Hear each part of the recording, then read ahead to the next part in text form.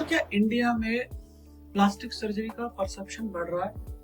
क्या लोग अब ज्यादा ओपन हो रहे हैं प्लास्टिक सर्जरी को लेकर? एक्सेप्टेंस बढ़ता जा रहा है, परसेप्शन बढ़ भी रहा है और चेंज भी हो रहा है। I did some filler work on my chin because I wanted to look confident. Sexual life के बारे में होता है तो मेल सेक्सुअल के लिए क्या क्या कॉस्मेटिक सर्जरीज हो सकती है? सर मेल सेक्सुअल लाइफ, आपके पास कभी कोई ऐसे पेशेंट आए कि जो चाह रहे थे कि उनकी मतलब लाइफ चेंज हो जाए और अनरियलिस्टिक चीजें लेके आए कि मुझे शाहरुख खान जैसा या कुछ इस तरह का कुछ सर्जरी कर दो, मतलब कुछ अनरियलिस्टिक? सर ये तो बहुत कॉमन चीज है। जैसे पेशेंट जितनी फीमेल्स आती हैं वो उनका यही डिमांड होती है कि मेरी नाक ऐश्वर्या राय जैसी होनी चाहिए। सर यदि हेयर ट्रांसप्लांट की बात करें तो हेयर ट्रांसप्लांट के अलग अलग मेथड्स हैं, कई प्रकार हैं, और ये कैसे डिसाइड करते हैं कि किसको कौन सा मेथड सूट करेगा? मैं बताता हूँ। आपने बड़ी इंटरेस्टिंग बात बोली प्राइवेट पार्ट से। मैंने एक मूवी में देखा था कि वो प्राइवेट पार्ट से निकालने की बात कर रहे थे, तो उसने कहा कि प्राइवेट पार्ट में जो बाल होते हैं घुंघराले होते थोड़े कर लियो। तो जब वो ट्रांसप्लांट होंगे तो जो नया नीचे के बाल 10-15 साल जवान होते हैं। अबे पगला गए हो का बे?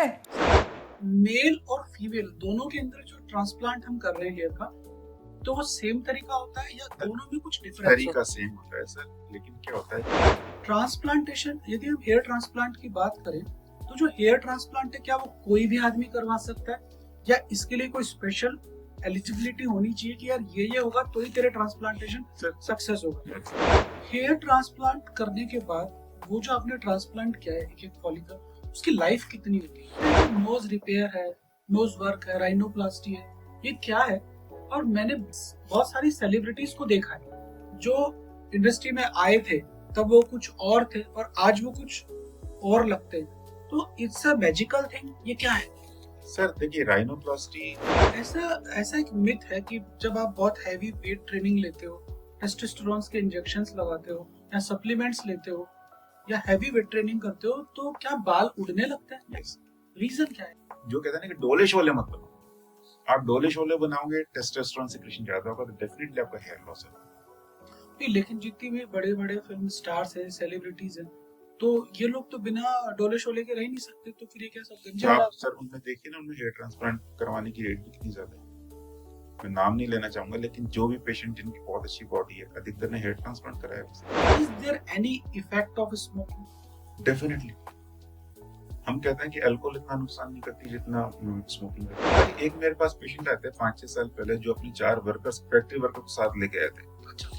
तो उनका ये था कि सर आप इनके बाल निकाल के मेरे को लगाइए। मुझे एक बात बताइए कि आजकल लोग ब्रेस्ट की सर्जरीज कराते हैं, ब्रेस्ट को छोटा करवाते हैं, बड़ा करवाते हैं, तो इस तरह के पेशेंट्स आते हैं आपके पास? बहुत कॉमन है। तो जैसे एजिंग के साथ साथ ब्रेस्ट लटकने लगते हैं, तो उनके लिए क्या प्रोसीजर्स होते हैं, क्या था? सर अभी एक रिसेंट केस मैंने पढ़ा था जिसमें पेशेंट को वेजाइना टाइटनिंग के लिए का प्रोसीजर उसने करवाया था और उसके हस्बैंड को पता चल गया। तो एक तो पहला तो वेजाइनोप्लास्टी जो है कितनी कॉमन है और किसको करवानी चाहिए?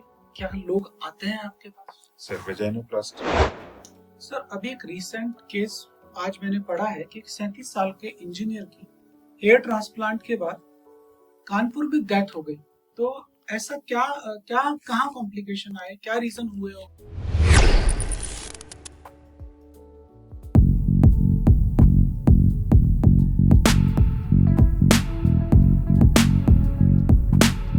हेलो दोस्तों, आज हम बात करने वाले इंडिया के top renowned plastic surgeon doctor Sunish Goyal से, जिन्होंने हजारों लोगों के, सेलिब्रिटीज के बहुत बाल उगाए हैं, बहुत सारी सर्जरीज करी है। स्वागत है सर आपका।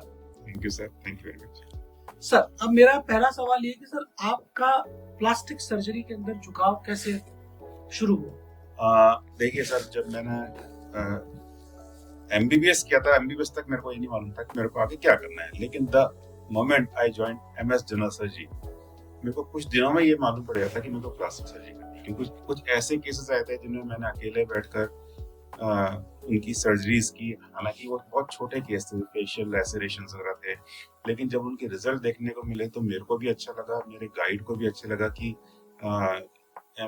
ज्वाइनिंग की इतने जल्दी आप इतने अच्छा सर्जरी कर पा रहे हैं। और स्पेशली ये जो फाइन सुचरिंग है उस दिन मेरे को लगा कि शायद मेरे को प्लास्टिक सर्जन बनना चाहिए। और विद टाइम ये चीजें ज्यादा होती गई और अल्टीमेटली मैंने एमएस करने के बाद में एमसीएच प्लास्टिक सर्जरी ज्वाइन किया और प्लास्टिक सर्जरी में क्वालिफिकेशन लेके फिर मैंने कुछ फेलोशिप्स की कॉस्मेटिक सर्जरी में।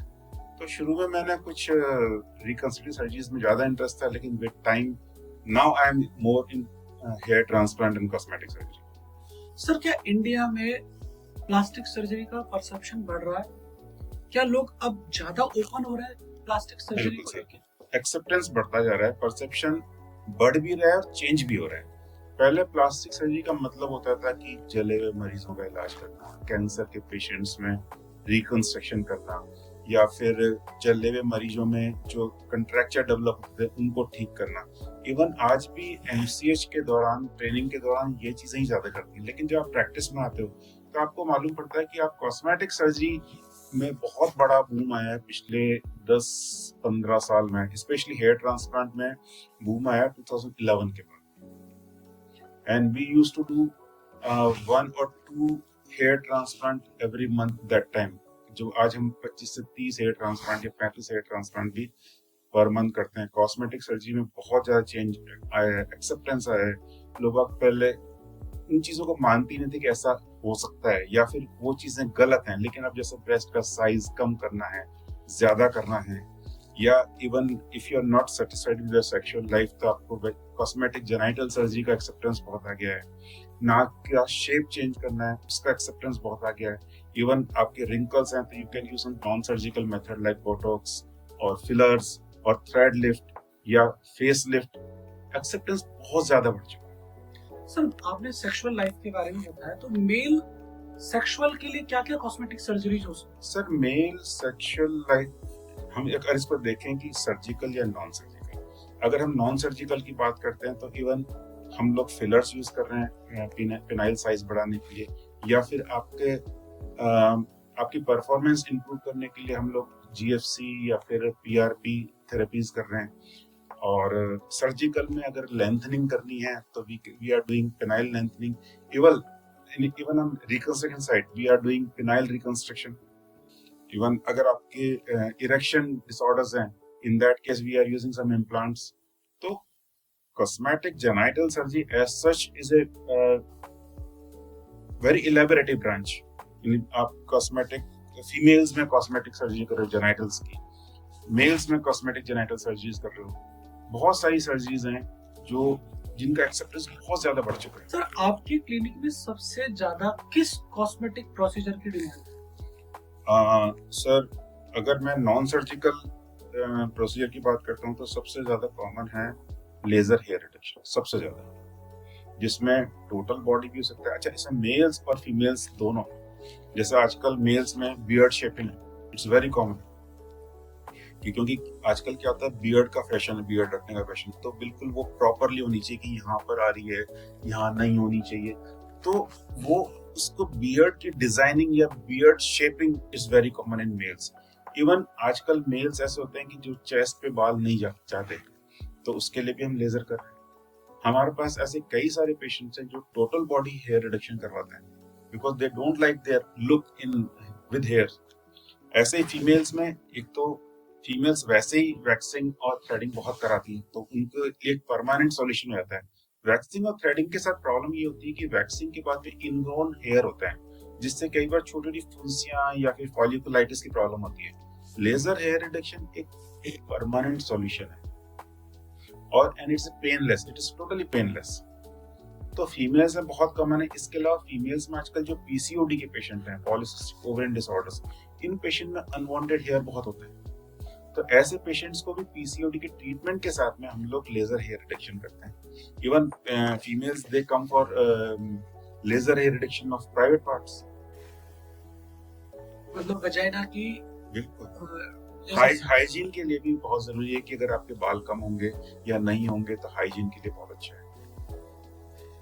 और कई फीमेल्स या मेल्स में ये प्रॉब्लम आती है पाइलोनाइडल साइनस, क्योंकि पाइलोनाइडल साइनस एक ऐसी बीमारी जो एक्सेसिव हेयर ग्रोथ की वजह से होती है।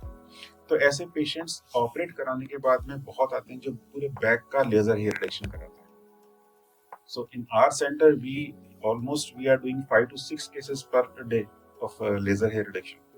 आपके पास कभी कोई ऐसे पेशेंट आए कि जो चाह रहे थे कि उनकी मतलब लाइफ चेंज हो जाए और अनरियलिस्टिक चीजें लेके आए कि मुझे शाहरुख खान जैसा या कुछ इस तरह का कुछ सर्जरी कर दो, मतलब कुछ अनरियलिस्टिक? सर ये तो बहुत कॉमन चीज है। जैसे पेशेंट जितनी फीमेल्स आती हैं वो उनका यही डिमांड होती है कि मेरी नाक ऐश्वर्या राय जैसी होनी चाहिए। हम कहते हैं ऐश्वर्या राय की नाक ऐश्वर्या राय की नाक के लिए बनी हुई है, मतलब उसके फेस के लिए बनी हुई है।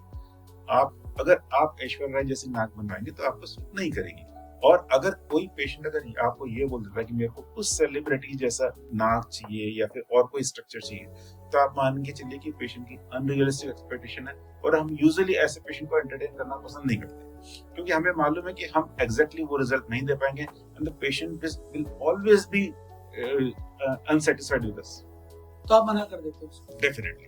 मतलब पेशेंट की हमारे टीचिंग में सबसे इंपॉर्टेंट चीज होती है कि आपको ये मालूम होना चाहिए कि पेशेंट सिलेक्शन क्या है। If the patient is having unrealistic expectation, then don't treat such patients. Sir ऐसा भी मैंने सुना है कि कई लोग बोलते हैं कि प्लास्टिक सर्जरी कराने के बाद मतलब आप जो है वो अनरियलिस्टिक लगोगे, कोई भी दूर से पहचान लेगा, तो क्या ये सच है? बिल्कुल सर, ये सच है सर। इसलिए सबसे जरूरी चीज होती है पेशेंट की काउंसलिंग। पेशेंट हम जब कई बार हमारे पास ऐसा था कि सर पेशेंट सर मैं फोटोग्राफ भेज रहा हूँ तो आप मेरे को बताइए इसमें क्या खर्चा आएगा और कैसा दिखूंगा। तो हम चाहते हैं कि पेशेंट हमारे पास में आए, हम उसकी एक्सपेक्टेशन जानना चाहते हैं और हम क्या कर सकते हैं ये हम उसको बता सकते हैं। कई बार क्या होता है कि पेशेंट कहता है हमें नाक ऐसी चाहिए, हम कर तो सकते हैं लेकिन पेशेंट पे वो नाक सूट नहीं करेगी, तब हम पेशेंट को मना करते हैं कि आप ऐसा मत कीजिए। या फिर कई सेलिब्रिटीज में हम देखते हैं कि इसमें जो बोटॉक्स की डोज है ज्यादा दे रखी है या फिलर्स ज्यादा दे रखे हैं। मैं नाम नहीं लेना चाहूंगा लेकिन ऐसे कई सेलिब्रिटीज हैं जिनमें ओवर ट्रीटमेंट होता है, जैसे बोटॉक्स ज्यादा लगाया हुआ है तो उनके फेशियल एक्सप्रेशन कम हो जाता है। हम चाहते हैं कि आप में एक सटल सा चेंज आए, मतलब आपको देख के कोई ये कहे कि यार आप पहले से बहुत अच्छे लग रहे हो, आपको देख के ये नहीं कहे यार तुमने कुछ कराया है ना, कोई ट्रीटमेंट लिया हुआ है। तो हम चाहते हैं अगर आपकी एज 50 साल है, अगर आप हो 40 साल के, आपकी एज गंजेपन की वजह से या रिंकल्स की वजह से आपकी एज 65 साल लग रही है, तो हम चाहते हैं कि आप 40 साल के आसपास ही लगो, आप 20 साल के नहीं लगनी चाहिए। अगर आप 20 साल के लगोगे तो आपको अननेचुरल लुक लगेगी। तो 40 साल का पेशेंट अगर 60 साल का लग रहा है तो हम उसको वापस 40 साल का ही बनाने की कोशिश करेंगे। सर यदि हेयर ट्रांसप्लांट की बात करें तो हेयर ट्रांसप्लांट के अलग अलग मेथड्स हैं, कई प्रकार हैं, और ये कैसे डिसाइड करते हैं कि किसको कौन सा मेथड सूट करेगा? मैं बता दूं सर, इसमें क्या होता है कि जब मैंने जब 2005 में हेयर ट्रांसप्लांट शुरू किया था तो there was only one technique that was known as FUT। उसमें क्या होता है कि आपके जो पहले हमें ये समझना पड़ेगा हेयर ट्रांसप्लांट है क्या। हेयर ट्रांसप्लांट में क्या होता है कि यूजुअली जो मेल पैटर्न बॉल्डनेस होती है वो आगे वाले हिस्से को इन्वॉल्व करती है, मतलब जिसमें पहले एम शेप आपकी हेयर लाइन रिसीड होती है, धीरे धीरे बीच वाला एरिया भी रिसीड करता है, अल्टीमेटली आपको ये वाला एरिया होता है जो चला जाता है जिसमें बाल नहीं होते। लेकिन आप एक 80 साल के बुजुर्ग आदमी में देखेंगे तो एक हॉर्स शू शेप एरिया वो हमेशा रहता है। मींस ये वो एरिया होता है जहां पर बालों में हार्मोनल रिसेप्टर्स नहीं होते हैं, तो under the influence of testosterone ये बाल कभी नहीं जाते।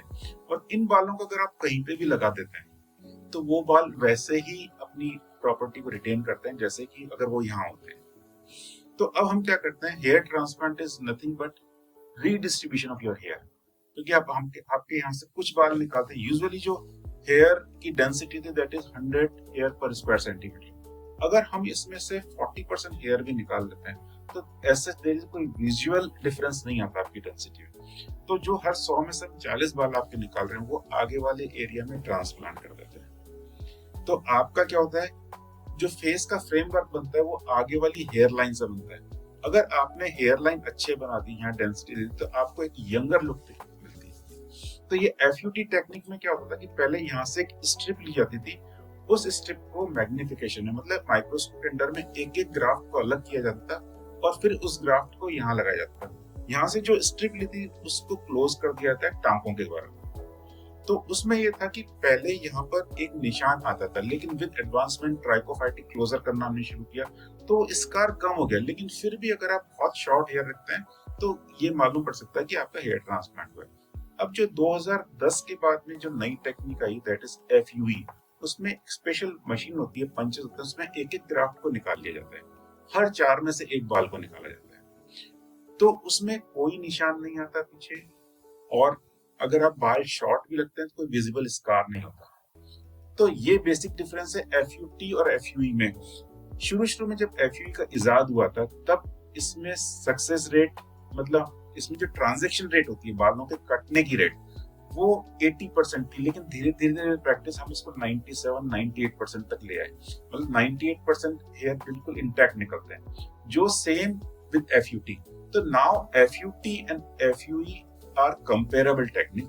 कुछ डॉक्टर्स FUT में कंफर्टेबल होते हैं, कुछ FUE में कंफर्टेबल होते हैं, लेकिन अधिकतर पेशेंट अब हमारी डिमांड करते हैं कि वो FUE टेक्निक से कराएं, क्योंकि FUE टेक्निक में कोई स्टिचेस नहीं आते, थोड़ा सा मॉर्बिडिटी भी कम होती है। लेकिन कुछ पेशेंट में हम लोग कंबाइन भी करते हैं, मतलब स्ट्रिप लेने के बाद में आसपास के एरिया से FUE टेक्निक से भी बाल हार्वेस्ट करते हैं। और इसके अलावा FUE टेक्निक में हम आपके दाढ़ी या बॉडी हेयर भी निकाल सकते हैं। FUT टेक्निक से आप बियर्ड से नहीं निकाल सकते, चेस्ट से नहीं निकाल सकते, प्राइवेट पार्ट से नहीं निकाल सकते।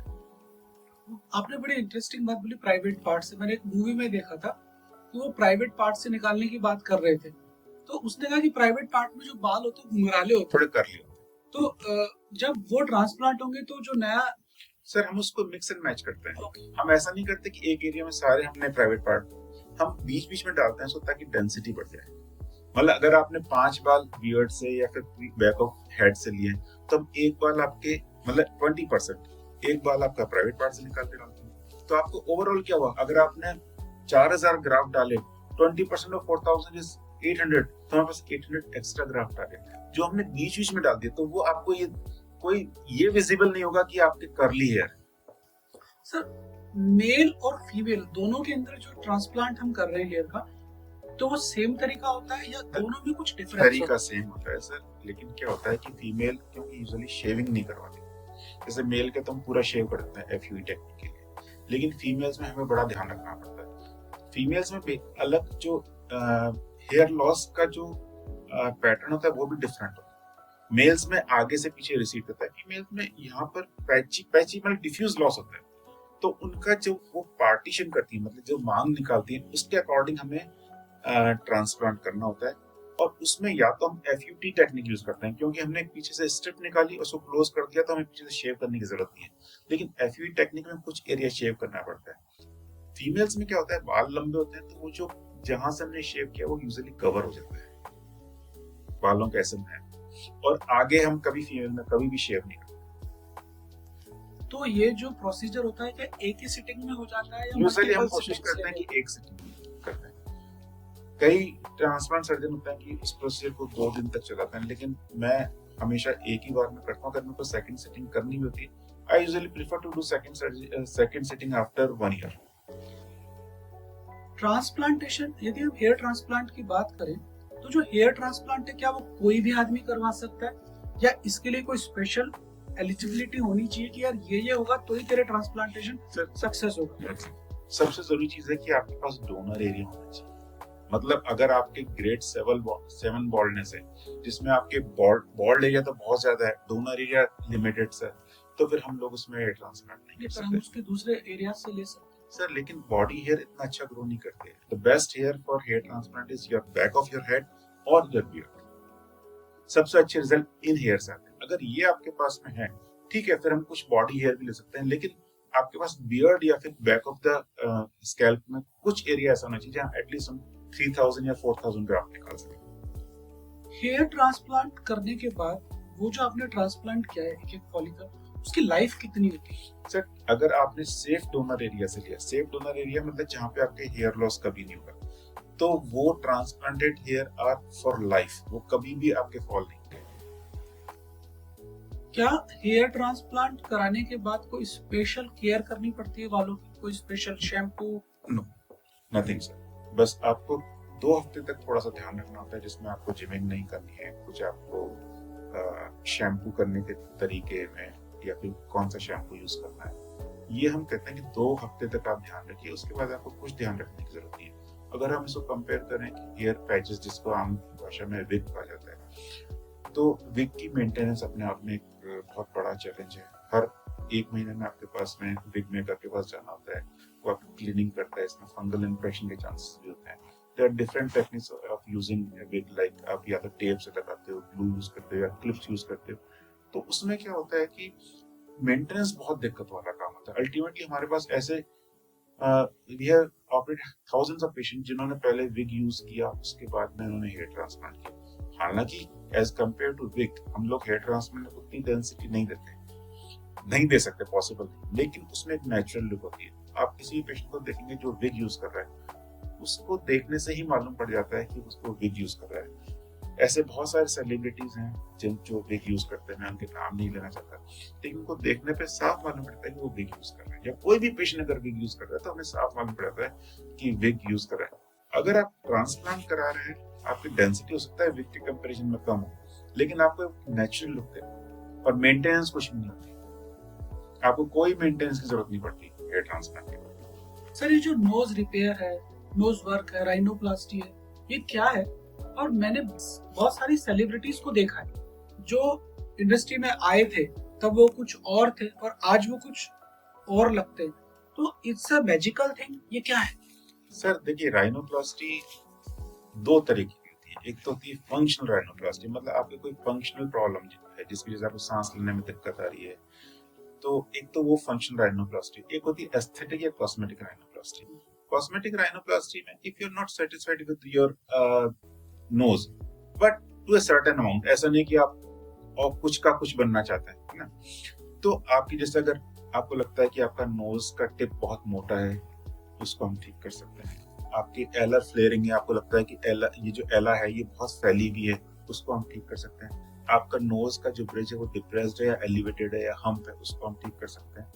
And beauty of rhinoplasty surgery की, इससे नो स्कार सर्जरी, आपका कोई भी स्कार नहीं होता, सारा काम आपके नाक के अंदर से होता है, तो कोई भी स्कार विजिबल नहीं होता और आप एक लिमिट तक बहुत अच्छे रिजल्ट ले सकते हैं। और राइनोप्लास्टी के result they are always permanent result. ऐसा नहीं कि आपको एक टाइम के बाद में रिजल्ट्स आपको नहीं मिलेंगे या आपको दोबारा चेंजेस आना शुरू। राइनोप्लास्टी के रिजल्ट ऑलवेज परमानेंट। ऐसा एक मिथ है कि जब आप बहुत हैवी वेट ट्रेनिंग लेते हो, टेस्टोस्टेरोन के इंजेक्शंस लगाते हो या सप्लीमेंट्स लेते हो या हैवी वेट ट्रेनिंग करते हो तो क्या बाल उड़ने लगते हैं? रीजन क्या है? सर टेस्टोस्टेरोन, क्योंकि जो हमारे बाल हैं जो ये इनमें हार्मोनल रिसेप्टर्स होते हैं। जो टेस्टोस्टेरोन का जो एक्टिव फॉर्म है जो आपके बालों को उड़ाता है, अगर टेस्टोस्टेरोन फॉर्मेशन ज्यादा होगा तो इसका एक्टिव फॉर्म में कन्वर्जन ज्यादा होगा, एक्टिव फॉर्म में कन्वर्जन ज्यादा होगा तो आपका हेयर लॉस भी होगा। तो हम ये कहते हैं कि अगर आपके हेयर लॉस की टेंडेंसी है तो आप जिम तो जाइए, लेकिन बॉडी बिल्डिंग करने की कोशिश कीजिए। आप कार्डियक एक्सरसाइज कीजिए, वेट ट्रेनिंग कीजिए, एंड्योरेंस कीजिए, लेकिन जो कहते हैं ना कि डोले शोले मत बनाओ। आप डोले शोले बनाओगे, टेस्टोस्टेरोन सिक्रेशन ज्यादा होगा तो डेफिनेटली आपका हेयर लॉस होगा। लेकिन जितनी भी बड़े बड़े फिल्म स्टार्स हैं, सेलिब्रिटीज हैं, तो ये लोग तो बिना डोले शोले के रह नहीं सकते, तो फिर ये क्या सब गंजा? आप सर उनमें देखिए ना, उन्हें हेयर ट्रांसप्लांट करवाने की रेट भी कितनी ज्यादा है। मैं नाम नहीं लेना चाहूंगा, लेकिन जो भी पेशेंट जिनकी बहुत अच्छी बॉडी है, अधिकतर ने हेयर ट्रांसप्लांट कराया है। तो ये हेयर ट्रांसप्लांट इनको साइकिल्स में बार बार कराने पड़ता रहता है या? सर ऐसा ही होता है कि यूजुअली सेलिब्रिटीज एक बार में नहीं कराते वो, क्योंकि बिना शेविंग के करवाते हैं, क्योंकि they can not keep themself bald, की मतलब एक बार शेविंग करा, तो वो यूजुअली स्टेजेस में करवाते हैं। लेकिन हमारे जो आम पेशेंट होते हैं वो चाहते हैं कि एक बार में हो जाए, मैक्सिमम रिजल्ट मिल जाए, लेकिन सेलिब्रिटी यूजुअली एक बार में नहीं कराते हैं। हेयर ट्रांसप्लांट के बाद मैंने सुना है कि कुछ मेडिकेशंस दी जाती है, जैसे कि फिनेस्ट्राइड वगैरह, थोड़ा मैंने स्टडी किया था, तो क्या उनसे सेक्सुअल डिसफंक्शन हो सकता है? हो सकता है, थ्योरेटिकल हो सकता है, लेकिन मैंने आज तक किसी पेशेंट में सेक्सुअल डिसफंक्शन नहीं देखा है। This loss of libido, but that is always temporary, अगर होता भी है तो। और अगर दूसरा पेशेंट को ये मालूम है कि इस मेडिसिन का ये साइड इफेक्ट है, डेफिनेटली आप मान के चलिए कि पेशेंट में वो साइड इफेक्ट आएगा। क्योंकि एक हमने एक स्टडी की थी जिसमें प्लेसिबो दिए थे कुछ पेशेंट्स में और कुछ पेशेंट्स में फिनेस्ट्राइड दिया था, तो as such loss of libido वाला साइड इफेक्ट था। There is hardly difference of 0.5% patients. तो मतलब मेरा ये मानना है कि फिनास्टाइड से एज सच कोई लॉस ऑफ लिबिडो होता नहीं है। बट अगर आप पेशेंट जानता है इसके बारे में, क्योंकि आजकल इंटरनेट अवेलेबल है, हर पेशेंट जानता है कि इस पेशेंट का इस ड्रग का ये साइड इफेक्ट, तो कुछ टाइम तक पेशेंट को हो सकता है, लेकिन अगर आप उसको प्रॉपरली काउंसिल करो तो ऐसा नहीं होता। ये हेयर इंडस्ट्री जो है ये बहुत तेजी के साथ बूम कर रही है, और जैसे ही आप इंटरनेट पे देखते हो तो बहुत सारे कॉर्पोरेट्स इसमें आए हुए हैं। मैंने रिसेंटली अभी ट्राया का ऐड देखा, तो ऐसे बहुत सारे लोग हैं जो कुछ ना कुछ बेच रहे हैं हेयर्स के लिए। तो क्या ये मतलब ये क्या है?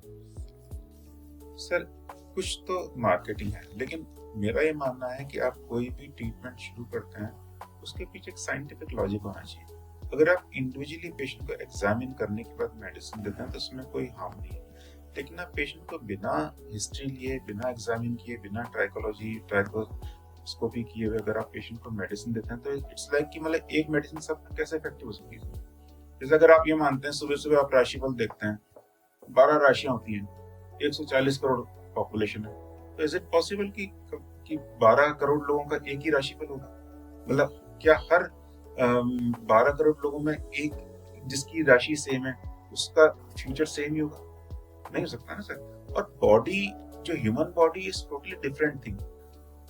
एक ह्यूमन बॉडी किसी मेडिसिन के लिए कैसे रिएक्ट करती है, जरूरी नहीं कि दूसरी ह्यूमन बॉडी भी वैसे रिएक्ट करे।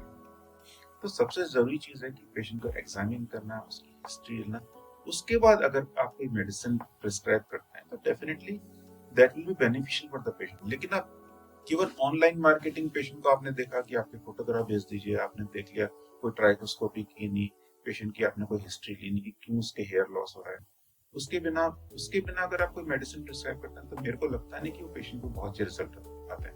क्योंकि हमारे पास बहुत सारे पेशेंट थे जो सब कुछ ट्राई कर चुके थे, प्याज का तेल, प्याज का जूस और बहुत सारी तेल जो मार्केट में आप देखते हैं कि बहुत सारे ऐड आते हैं, मैं उनके नाम नहीं लेना चाहूंगा। रिसेंटली अभी कुछ पेशेंट में हुआ कि वो एक ही जगह एक ही कटोरी सबके ऑयल लगा रहा है, उन सभी में फुंसियां वगैरह। तो ये चीज होती है कि बिना साइंटिफिक लॉजिक के आप कोई भी चीज यूज कर रहे हो, आप इन्फेक्शन स्प्रेड कर रहे हो, तो डेफिनेटली पेशेंट को नुकसान तो होगा ही। और कुछ ऐसे होते हैं जो नुकसान इरिवर्सिबल रहते हैं, मतलब जो आपका डैमेज हो चुका है कोई भी ठीक नहीं कर सकता। तो मेरा मानना है कि अगर आप कोई भी प्रोडक्ट ले रहे हैं उसके आप एक डॉक्टर से, क्वालिफाइड डॉक्टर से सलाह लें, तब आप लीजिए। हो सकता है वो डॉक्टर भी आपको वही मेडिसिन प्रिस्क्राइब करे, लेकिन एक साइंटिफिक लॉजिक होना चाहिए कि हाँ, आपके लिए ये आपको फिनास्टाइड देना है, मिनॉक्सिडिल देना है, या जीएफसी करना है, पीआरपी करना है, या आपको ओरल एंटीबायोटिक्स पर, ओरल मेडिसिन पर रखना है, या आपको ओरल मिनॉक्सिडिल देनी है, क्या देनी। ये तभी हो सकता है जब पेशेंट डॉक्टर के पास जाए, उसको दिखाए, जो जांचें संभव है वो सब जांचें कराए। फिर जैसे फीमेल्स में कॉमन हेयर फॉल क्यों होता है? Because of some hormonal problem, hypothyroidism हुआ, पीसीओडी हुआ, है ना। तो अगर या फिर कोई हार्मोन प्रोड्यूसिंग ट्यूमर हुआ, तो सर जब तक ये चीजें रूल आउट नहीं हुई तब तक आप हेयर फॉल का ट्रीटमेंट कैसे कर सकते हैं? सर तो मतलब मार्केट में जितने भी तेल बिक रहे हैं बाल उगाने के लिए या बाल बचाने के लिए, तो मतलब आदमी को लेने चाहिए, लगाने चाहिए, नहीं लगाने चाहिए? क्योंकि अभी हर आदमी तेल बेच रहा है। सर मेरा ये मानना है कि आप जो भी लें पहले एक डॉक्टर की सलाह जरूर लें। आपको कौन सा तेल कितना नुकसान या कितना फायदा कर सकता है, ये बड़ी जनरलाइज चीज है कि मतलब हो सकता है आपके पड़ोसी को वो तेल फायदा कर रहा हो, आपको नहीं। लेकिन जैसे बचपन में हमारे पेरेंट्स और आज भी मतलब बालों की मालिश करते थे, चंपी करते थे, तो बालों पे तेल लगाने से कुछ बेनिफिट्स होते हैं या नहीं? पर्सनली अगर मैं कहूँ, बालों में तेल लगाने से ऐसा कोई फायदा नहीं होता, क्योंकि आपकी बॉडी वैसे भी इतना ऑयल प्रोड्यूस करती है जो आपके बालों के लिए बहुत होता है। अगर आपके बालों में बहुत ज्यादा ड्राइनेस है then only you should use oil. लेकिन ऑयल यूज करने का एक और नुकसान होता है कि अगर आप if you are patient of dandruff, तो जो ऑयल होता है वो डैंड्रफ के लिए एक फूड का काम करता है। तो स्पेशली अगर आपके डैंड्रफ है तो आपको ऑयल नहीं यूज करना चाहिए। सर हेयर लॉस का सबसे main reason that is androgenetic alopecia. Androgenetic means it runs in your genetics or your genes, and second thing is hormone. लेकिन कुछ फैमिलीज को यदि हम देखें तो उनकी जेनेटिक्स अच्छी होती है पर फिर भी आदमी की सर अगर आप उनकी डिटेल स्टडी देखें ना, तो कहीं ना कहीं आपको बॉल्डनेस का पैटर्न नजर आएगा। नहीं, लेकिन जैसे जो अभी रिसेंट हैबिट्स है, फूड हैबिट्स है, Definitely स्ट्रेस there's है, some co-factors, जैसे अगर आपको स्लीप डिप्राइवेशन है, अगर आपका प्लेस चेंज हुआ है तो आपका हेयर फॉल बढ़ जाता है। अगर आपका स्लीपिंग पैटर्न अच्छा नहीं है, रात को अगर आप नहीं सोते, जैसे आजकल ट्रेंड क्या चल रहा है कि बहुत सारे एम्प्लॉय हैं जिनका यूएस से कनेक्शन होता है, तो वो पूरा रात भर काम करते हैं। अब जो हमारा कल्चर है, इंडियन कल्चर, ये होता है कि आपको रात को जल्दी सोना चाहिए, सुबह जल्दी उठना चाहिए। उसका एक बहुत बड़ा साइंटिफिक लॉजिक है, क्योंकि जब आप अंधेरे में सोते हैं तो आपकी बॉडी में मेलाटोनिन सीक्रेट होता है। मेलाटोनिन आपकी स्किन और हेयर दोनों के लिए अच्छा होता है। जब आप डीप स्लीप में जाते हैं, जिसको हम आरईएम स्लीप कहते हैं, अगर आप आरईएम स्लीप में नहीं जा पाए, या आपकी जो डायरनल साइकिल है, जिसे हम कहते हैं कि 24 घंटे की साइकिल है कि इस टाइम आपको जगना चाहिए, इस टाइम आपको सोना चाहिए, तो उसका फॉलो नहीं करते तो आपके हार्मोन इम्बैलेंस होता है। ये सारी चीजें होती हैं जो आपका स्ट्रेस फैक्टर बढ़ाती है और आपके हेयर फॉल करती है। ये ना केवल आपकी स्किन के लिए या हेयर के लिए, बाकी आपके बॉडी के हर ऑर्गन के लिए नुकसानदायक है। तो आपको अपना जो पैटर्न, आप रात सोने के लिए बनिए, रात जगने के लिए नहीं बनिए। तो मतलब हर आदमी को दबा के सोना चाहिए। 8 घंटे की नींद कम से कम लेनी चाहिए सर। कुछ लोगों में 6 घंटे, जैसे मैं 6 घंटे सोता हूँ, लेकिन मैं कभी 6 घंटे ज्यादा सोया नहीं, एंड 6 घंटे मेरे लिए बहुत हैं। मतलब ऐसा नहीं कि 6 घंटे बाद मेरे को उठना पड़ता है, मेरी नींद खुल जाती है 6 घंटे में। मैं यूजुअली 11 बजे सोता हूँ, 5 बजे उठता हूँ। ये मेरी आज से नहीं, बहुत पहले से मेरी आदत है। Is there any effect of smoking? Definitely. हम कहते हैं कि अल्कोहल इतना नुकसान नहीं करती जितना स्मोकिंग करती है। तो स्मोकिंग से आदमी गंजा होता है? बिल्कुल, this is one of the cofactor. Smoking आपकी आर्टरीज को ब्लॉक कर दिया। स्मोकिंग तो आपके हर ऑर्गन के लिए बेकार है, like your heart, your brain, everything, eyes. मतलब आप अगर आप मेडिकल की बुक्स पढ़ेंगे तो आपको मालूम पड़ेगा कि टोबैको हर तरीके से, हर फॉर्म में आपकी बॉडी को नुकसान है, चाहे वो स्मोकिंग फॉर्म में हो, चाहे वो च्युइंग फॉर्म में हो, चाहे किसी भी फॉर्म में हो, आपको नुकसान करता है। ऐसी कोई नेचुरल चीज जो मतलब हम यूज ले, कोई आयुर्वेदिक कुछ ऐसा सप्लीमेंट जो एक आदमी यदि शुरू से चालू रखे तो उसके हेयर फॉल होने की संभावनाएं कम हो जाए? सर मैं एक्चुअली नेचुरल फूड सबसे इम्पोर्टेंट होता है। नेचुरल फूड, आप जंक फूड कम लीजिए, नेचुरल फूड ज्यादा लीजिए।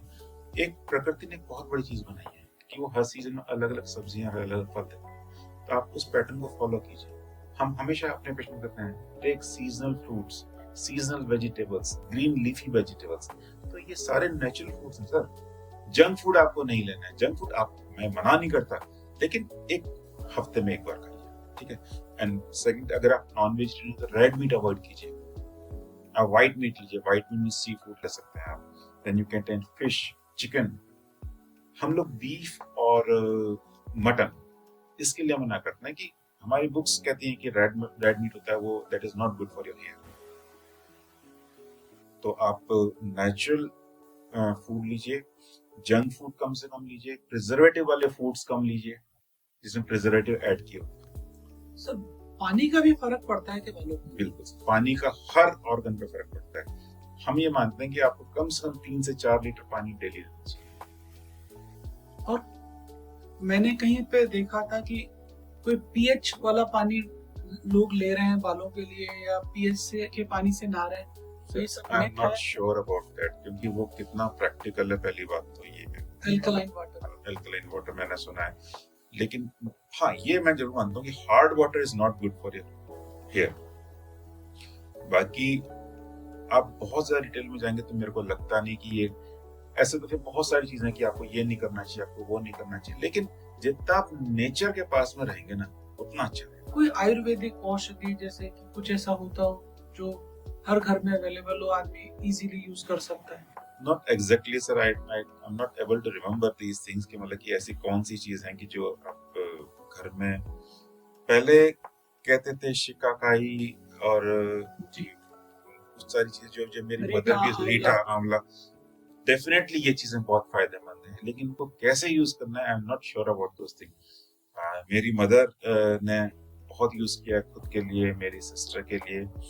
कुछ नेचुरल कलर्स भी हुआ करते हैं जैसे हिना या मेहंदी यूज करते हैं। तो डेफिनेटली सर जो आज की तारीख में जो केमिकल्स आ रहे हैं for hair colour, in hair colours, तो उनसे बेटर तो होंगे सर हिना जो नेचुरल फॉर्म। लेकिन प्रॉब्लम ये है कि आजकल मेहंदी भी नेचुरल नहीं मिल रही। आप देखेंगे जो शादियों में मेहंदी लगाई जाती है, उनकी थोड़े दिन बाद पपड़ी बन के निकल जाती है, मतलब मेहंदी 2-3 दिन 4 दिन से ज्यादा टिकती नहीं।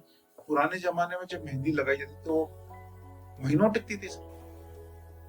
सर बालों में कलर करने से क्या हेयर लॉस होता है?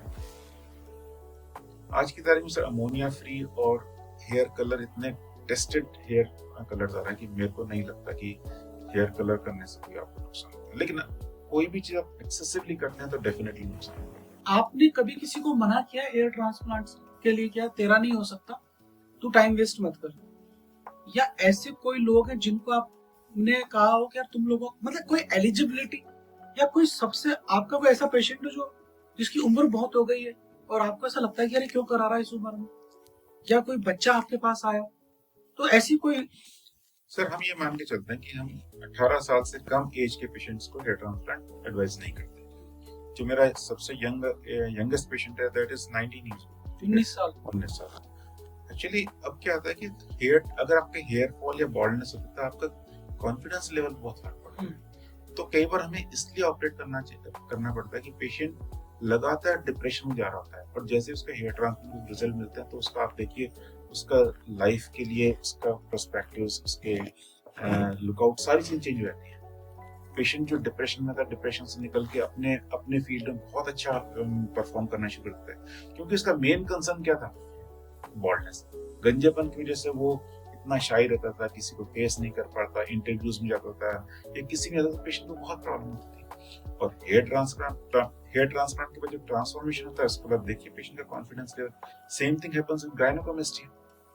गायनोकोमेस्टिया के पेशेंट यूजुअली हम कमरे में जब हमारे कंसल्टेशन चैम्बर में घुसते ही मालूम पड़ जाता है कि पेशेंट को गायनोकोमेस्टिया। पेशेंट लूज कपड़े पहने होते हैं, उसका बॉडी हैबिटस ऐसा होता है कि मतलब वो ऐसे करके चलता है, तो हमें मालूम पड़ता है कि पेशेंट को गायनोकोमेस्टिया है।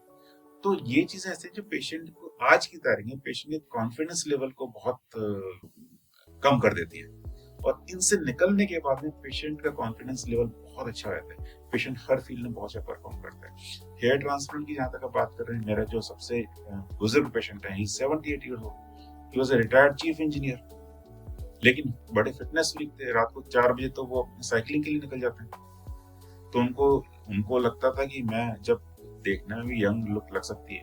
That time he was 78 years। जब मैंने उनको ट्रांसप्लांट किया तो he used to look around 50। देखिए तो बहुत फर्क पड़ता है।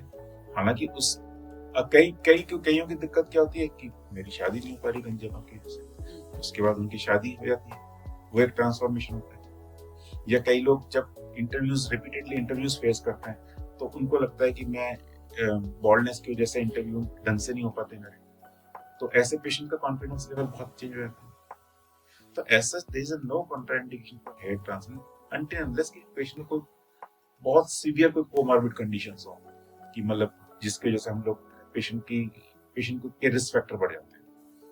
तो है पेशेंट जो हम जिनको मना करते हैं, अगर डोनर एरिया अच्छा नहीं हो, हमें लगता है कि हम रिजल्ट अच्छे नहीं दे पाएंगे, तो हम ऐसे पेशेंट को ऑपरेट नहीं करते। ऐसे बहुत सारे पेशेंट, 10 में से 2 पेशेंट ऐसे आते हैं जिनकी सीवियर बॉल्डनेस होती है, डोनर एरिया अच्छा नहीं होता, हम कुछ रिजल्ट नहीं दे सकते, तो हम ऐसे पेशेंट को मना करते हैं। ऐसा कोई फनी इंसिडेंट जिसमें आपने मना किया हो, मतलब वो पेशेंट आके बोले कि मेरे को हेयर ट्रांसप्लांट कर दो, उसके पास बिल्कुल भी ग्राफ्ट नहीं है, फिर भी मतलब ऐसी कोई हिस्ट्री? ऐसा तो नहीं था। एक मेरे पास पेशेंट आते 5-6 साल पहले जो अपने 4 फैक्ट्री वर्कर को साथ लेके आए थे।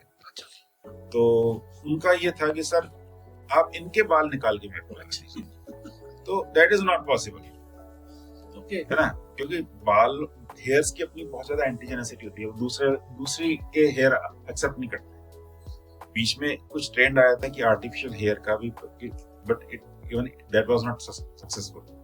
तो अल्टीमेटली तो आपके बाल ही आपके काम आते, दूसरे के बाल काम नहीं आते। आपके बाल ही आपके काम आएंगे। सर मुझे एक बात बताइए कि आजकल लोग ब्रेस्ट की सर्जरीज कराते हैं, ब्रेस्ट को छोटा करवाते हैं, बड़ा करवाते हैं, तो इस तरह के पेशेंट्स आते हैं? बहुत कॉमन सर्जरी ब्रेस्ट के, जो स्पेशली जो लड़की जिनकी मैरिज होने वाली होती है, उनको लगता है कि उनका ब्रेस्ट साइज छोटा है, तो ऐसे पेशेंट्स को हम ब्रेस्ट ऑगमेंटेशन करते हैं। There are 2 techniques, one is fat grafting. लेकिन फैट ग्राफ्टिंग में उतने अच्छा नेचुरल रिजल्ट नहीं मिलते जितने, उसके लिए पेशेंट का फैट भी होनी चाहिए। और दूसरा होता है breast augmentation, breast implant. Breast implant एक डे केयर सर्जरी है कि आप पेशेंट को 4-5 घंटे के लिए एडमिट होना पड़ता है। तो उसमें सिलिकॉन लगा सिलिकॉन उसका कोई साइड इफेक्ट होता है? एक बहुत रेयर कॉम्प्लिकेशन है कि silicone breast implant associated malignancy, but that is very very uncommon, that is rare. बाकी कुछ साइड इफेक्ट जो इनहेरेंट हैं, जैसे इन्फेक्शन हो सकता है, लेकिन वो भी बहुत अनकॉमन है, या फिर कैप्सुलर कॉन्ट्रैक्चर। बेसिकली जब सिलिकॉन इम्प्लांट डालते हैं तो उसके चारों से बॉडी एक प्रोटेक्टिव शेल बनाती है, that is known as capsule. कुछ पेशेंट में कैप्सुलर कॉन्ट्रैक्चर होता है, तो उन पेशेंट में हम कैप्सुलेक्टॉमी करते हैं या कैप्सुलोटमी करते हैं, मतलब लेकिन वो ठीक हो जाते हैं। तो एज सच एक्सेप्टेंस बहुत अच्छा है ब्रेस्ट इम्प्लांट का, क्योंकि रिजल्ट्स बहुत ग्रेटिफाइंग है, रिजल्ट बहुत अच्छे मिलते हैं। सेम जैसे अगर आप गंजे पेशेंट को बाल दे देते हैं या राइनोप्लास्टी कर देते हैं, ऐसे ही फीमेल का एक ब्रेस्ट एक बहुत बड़ा फैक्टर है। अगर आप उसका एक अच्छा ब्रेस्ट साइज देते हैं, पेशेंट का कॉन्फिडेंस लेवल बहुत बढ़ता है। ऐसी कोई सर्जरी है जो निपल्स को भी सही करती है? तो निप्पल की सर्जरी से निप्पल रिकंस्ट्रक्शन होता है, या निप्पल कई बार इन्वर्टेड निप्पल्स होते हैं, मतलब निप्पल बाहर निकलने की जगह अंदर की तरफ है, उसकी भी सर्जरीज होती हैं। या nipple areola complex reduction surgery भी होती है, कईयों में बहुत बड़े निप्पल एरियोला कॉम्प्लेक्स होता है, तो उन पेशेंट में हम रिडक्शन सर्जरी भी करते हैं। तो ये बहुत कॉमन है, कॉमन सर्जरी। इवन जो ब्रेस्ट रिडक्शन सर्जरी बहुत कॉमन है। ब्रेस्ट रिडक्शन में मेनली फंक्शनल प्रॉब्लम होती है पेशेंट को, उनके रिकरेंट इन्फेक्शंस हो जाते हैं ब्रेस्ट के नीचे वाले पार्ट में, हाँ ब्लड, या फिर उनको जो अगर पेशेंट स्पोर्ट्स पर्सन है तो उसको दिक्कत होती है, या फिर कई बार वो सोशली बहुत ऑकवर्ड फील करता है बड़े ब्रेस्ट के साइज में साथ। इसके अलावा ब्रा के जो स्ट्रैप्स होते हैं बहुत डीप हो जाते हैं, ग्रूविंग जिसे हम कहते हैं, वो प्रॉब्लम होती है। नेक पेन हो सकता है, स्पाइन में पेन हो सकता है, या फिर पोस्चरल चेंजेस हो सकता है। तो इन पेशेंट्स में अगर आप ब्रेस्ट साइज छोटा कर देते हैं पेशेंट के अकॉर्डिंग, तो पेशेंट को फंक्शन जितनी भी ये डिफिकल्टीज हो रही हैं, ये चीजें ठीक करने में ये चीजें ठीक हो जाती हैं। सर जैसे एजिंग के साथ साथ ब्रेस्ट लटकने लगते हैं, तो उनके लिए क्या प्रोसीजर्स होते हैं, क्या सर्जरी? मैस्टोपेक्सी कहते हैं सर इसको। अगर उसमें हमें ये असेस करना पड़ता है कि पेशेंट के केवल ब्रेस्ट लटक रहे हैं या ब्रेस्ट का साइज भी बढ़ा है, ऐसे में ब्रेस्ट रिडक्शन सर्जरी से दोनों चीजें हेल्प में फायदा रहता है। लेकिन अगर पेशेंट का कई बार क्या होता है, डिलीवरी के बाद, चाइल्ड बर्थ के बाद में पेशेंट के ब्रेस्ट का साइज छोटा हो जाता है, तो उसमें ब्रेस्ट साइज छोटा होने की वजह से भी आपका ब्रेस्ट लटकने लगता है। ऐसे पेशेंट में इम्प्लांट डाल के पेशेंट को ठीक कर सकते हैं, या साथ में मैस्टोपेक्सी कर दी जाती है कि जो ब्रेस्ट का टिश्यू है उसको आप टाइट कर सकते हो अंदर से, साथ में इम्प्लांट डाल सकते हो। ऐसा कोई नेचुरल तरीका जिससे ब्रेस्ट का साइज बढ़ाया जा सके, कोई तेल, कोई, क्योंकि इंटरनेट पे बहुत सारा अवेलेबल है। कुछ पॉसिबल नहीं, प्रैक्टिकली पॉसिबल नहीं है। सर अभी एक रीसेंट केस मैंने पढ़ा था जिसमें पेशेंट को वेजाइना टाइटनिंग के लिए का प्रोसीजर उसने करवाया था और उसके हस्बैंड को पता चल गया। तो एक तो पहला तो वेजाइनोप्लास्टी जो है कितनी कॉमन है और किसको करवानी चाहिए, क्या लोग आते हैं आपके पास? सर वेजाइनोप्लास्टी रिलेटिवली कॉमन, मतलब it is not that common जितनी की हेयर ट्रांसप्लांट या ब्रेस्ट ऑगमेंटेशन है। लेकिन हाँ, अगर आप अपनी सेक्सुअल लाइफ से सेटिस्फाइड नहीं है, या आप specially your husband is not satisfied, तो अधिकतर जो हमारी फीमेल पेशेंट आती हैं उनको उनके हस्बैंड ही लेके आते हैं, क्योंकि because they are not enjoying their sexual life. इन कंडीशन में हम लोग उनकी वेजाइनल टाइटनिंग प्रोसीजर कर सकते हैं। वेजाइनल टाइटनिंग दो तरीके से होता है। अगर आपके एक लिमिट तक ही लूज है, then we can do non surgical या फिर लेजर टाइटनिंग कर सकते हैं। लेकिन अगर आपके बहुत ज्यादा लूज है, स्पेशली आपके अगर नेचुरल चाइल्ड बर्थ हुआ है, तो उसमें जो भी पैसेज होता है, वेजाइनल पैसेज होता है, उसके थ्रू बच्चा जब ट्रेवल करता है तो कुछ हद तक वो लूज रह जाती है। उस कंडीशन में हम सर्जिकल वेजाइनल टाइटनिंग कर सकते हैं। तो वेजाइनोप्लास्टी और वेजाइनो जो लेजर से आप जो बता रहे हैं, दोनों के अंदर जो अच्छे रिजल्ट्स हैं वो surgical, their long lasting results.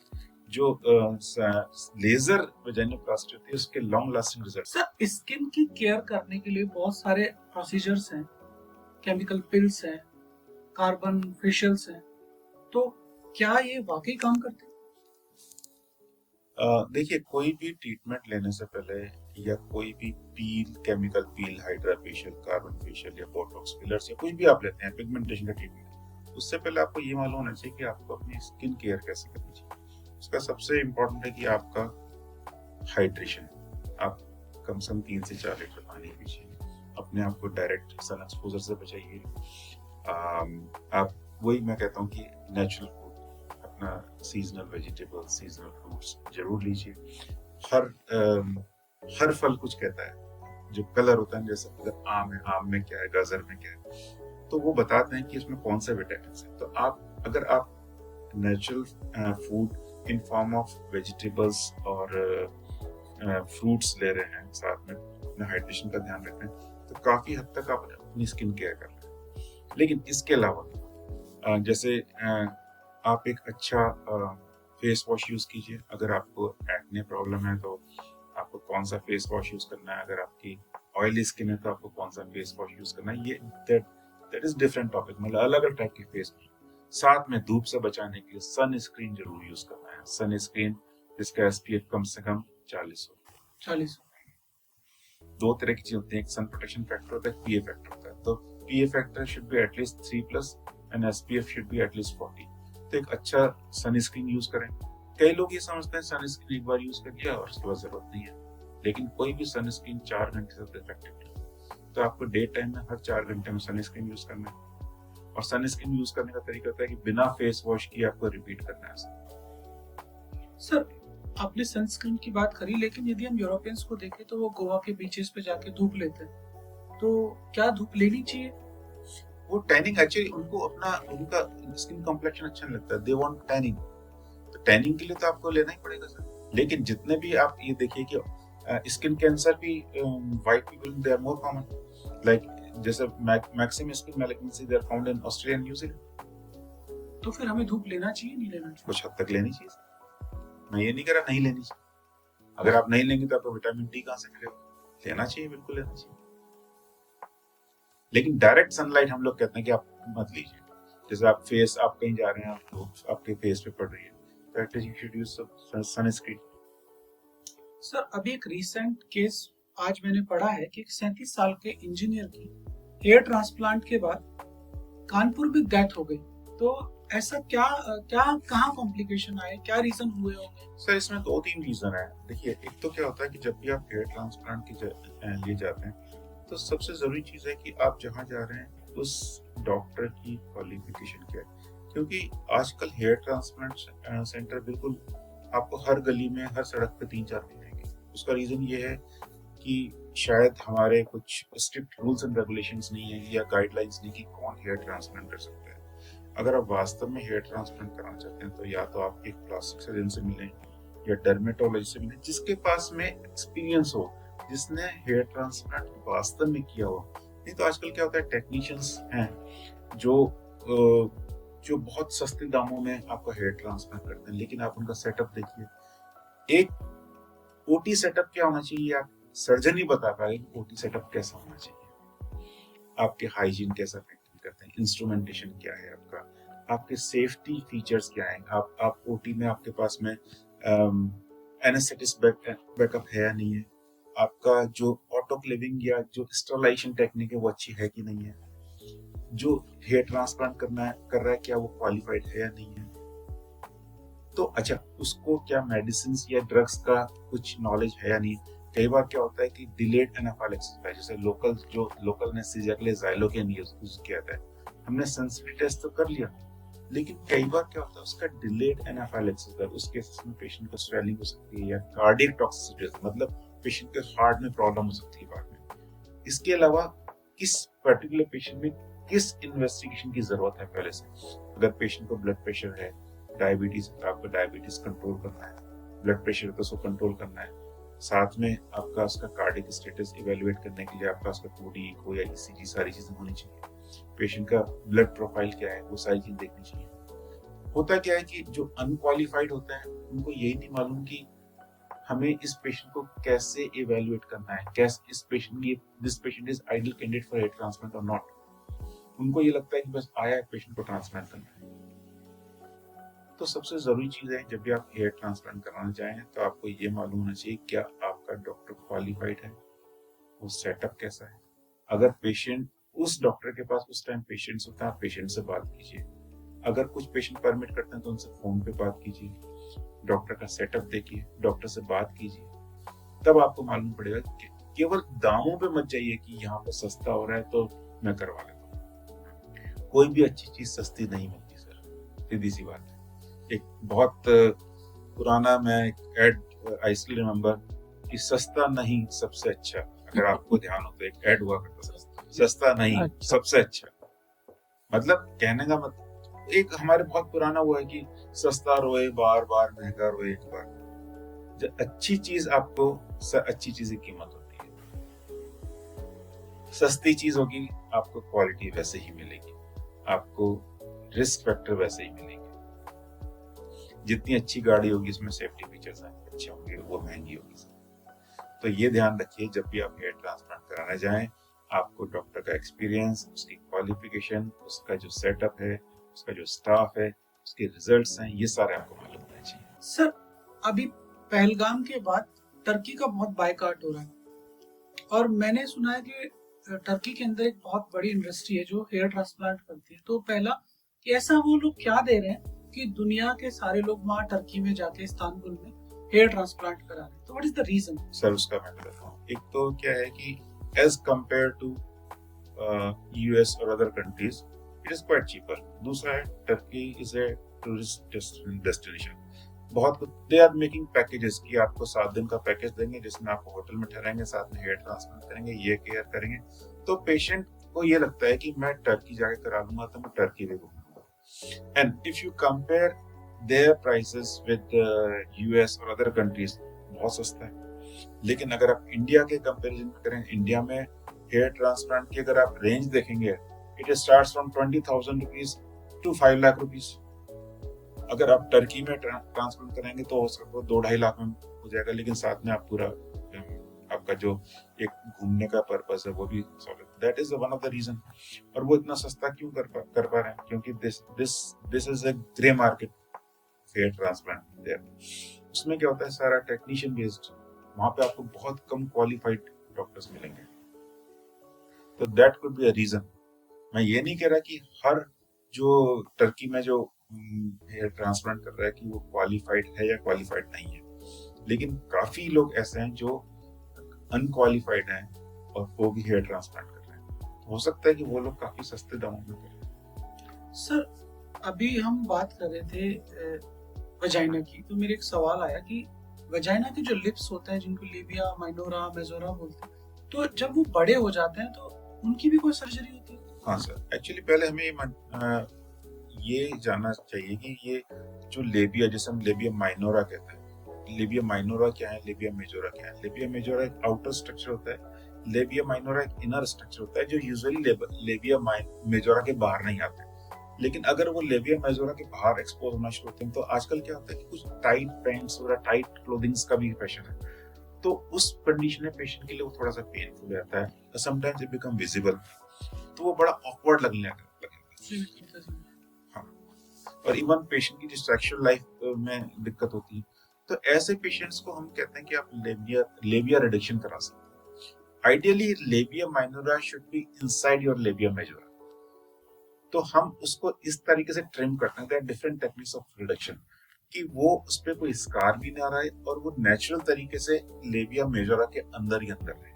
इससे क्या होता है, आपका हाइजीन मेंटेन करना भी इजी होता है। सर यदि हम थाईलैंड के टूरिज्म की बात करें तो वहां पर मेल टू फीमेल और फीमेल टू मेल बहुत सारे कन्वर्ट हो जाते हैं, तो क्या यहाँ पे भी ऐसा होता है? सर सेक्स रीअसाइनमेंट सर्जरी यहाँ पे भी कॉमन है, लेकिन ऐसा इट इज कॉमन लाइक हम लोग एक साल में 3 या 4 सर्जरीज करते हैं, इससे ज्यादा। जैसे अगर हेयर ट्रांसप्लांट से कंपेयर करें तो इट इज हार्डली 0.5 और 0.25% ऑफ हेयर ट्रांसप्लांट। एसआरएस में जो ये सेक्स रीअसाइनमेंट सर्जरी में सबसे पहले हमें ये देखना होता है कि क्या पेशेंट उस चीज के लिए प्रिपेयर है या नहीं, because SRS surgery is a long procedure. पहले पेशेंट की काउंसलिंग होती है, पहले रिवर्सिबल प्रोसीजर किया जाता है, जैसे काउंसलिंग की जाती है, जो साइकोलॉजिस्ट है या फिर जो साइकेट्रिस्ट है, इस पेशेंट को काउंसलिंग की जाती है क्या वास्तव में वो मेल टू फीमेल या फीमेल टू मेल बनने के लिए तैयार है या नहीं। क्योंकि एक बार अगर आपने सर्जिकल प्रोसेस शुरू कर दी, देन इट बिकम्स इरिवर्सिबल। तो सबसे पहले काउंसलिंग बाय टू साइकोलॉजिस्ट, उसके बाद में एंडोक्राइनोलॉजिस्ट का ट्रीटमेंट, क्योंकि जो हार्मोनल ट्रीटमेंट है that is also reversible.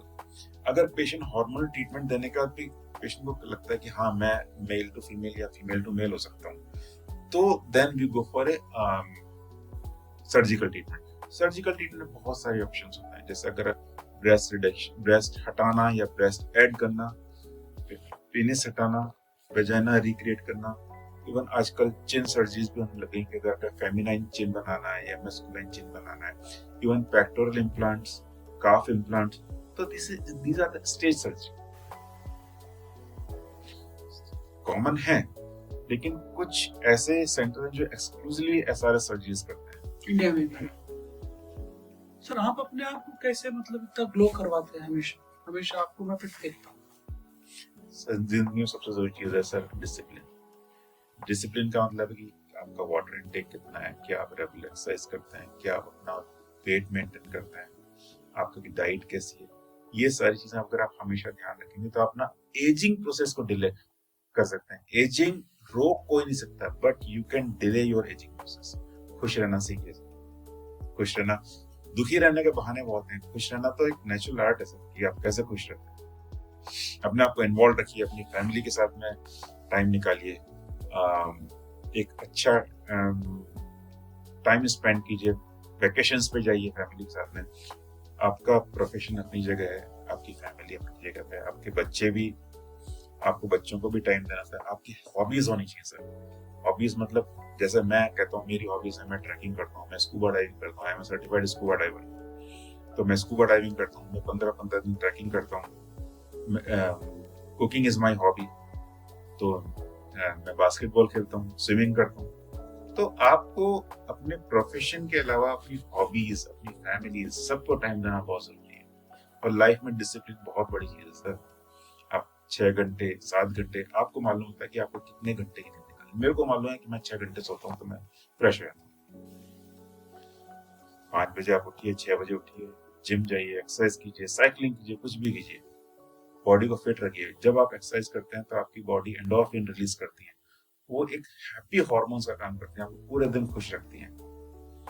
Time से आप अपना ऑफिस जाइए या भी जो आपका प्रोफेशन है उसको अटेंड कीजिए, ईमानदारी से काम कीजिए, पेशेंट को कहते हैं ना, एक ऑनेस्ट ओपिनियन दीजिए कि आपको ये रिजल्ट मिल सकता है, ये रिजल्ट नहीं मिल सकता है। आप कोई चीज कंसील करेंगे, हाइड करेंगे, कहीं ना कहीं आपको अंदर एक गिल्ट लगेगा कि नहीं यार मैंने ये गलत बताया। अपने आप में ईमानदार रहिए, आप लो करेंगे, सब कुछ करेंगे। तो आज हमने इतनी इंटरेस्टिंग बातें सुनी सर से।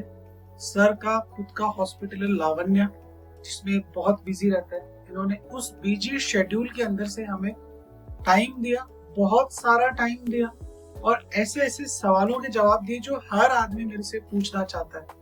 यदि फिर भी कोई क्वेश्चंस हो तो मैं सर का व्हाट्सएप, सर का फोन नंबर, सर का इंस्टा, एवरीथिंग मैं अपने यूट्यूब चैनल पे लिख रहा हूँ। आप सर से डायरेक्ट कनेक्ट कर सकते हैं। Thank you so much sir, thank you so much sir, आप मेरे चैनल पे आए, बहुत मजा आया। अच्छा लगा आपसे बात करके, इन्फॉर्मेशन शेयर करके। Thank you.